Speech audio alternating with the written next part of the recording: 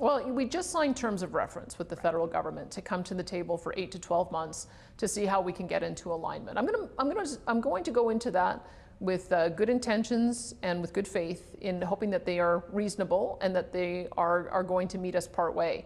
At the moment, I've been disappointed that despite all of the feedback that we've given them, that they have not met us where we need to be. And so I'll see how that process plays out, but we've got a little bit of time to be able to negotiate. And I'm hopeful that once they see our modeling and once they see the reality, that they're going to work with us on 2050. Look, I mean, there's lots of things that we can do in our province. We've been managing our electricity grid without the federal government's help or oversight ever since our founding, and we're going to continue managing our electricity grid. That's what I have a mandate to do, is to make sure that we have reliable, affordable energy. People need to know when they flick the switch that the lights are going to come on. They need to have some confidence when it's minus 30 that we're not going to have intermittent power and a failing power grid.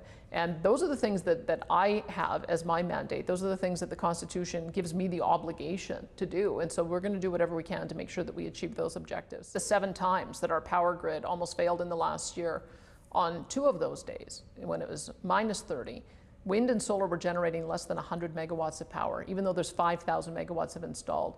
If I had 10 or 20 or 30,000 megawatts of installed solar and wind, and the wind isn't blowing and the sun isn't shining, it's not going to produce any more power. That's the reason why wind and solar have always had to have natural gas as a backup in our province, because they're unreliable. And if we can't bring on a significant amount of natural gas to completely back up wind and solar when they're not working, then that's the problem that we're facing with the federal government. They have to understand reality, that wind and solar investment in this province is dependent on being able to ensure we have base load.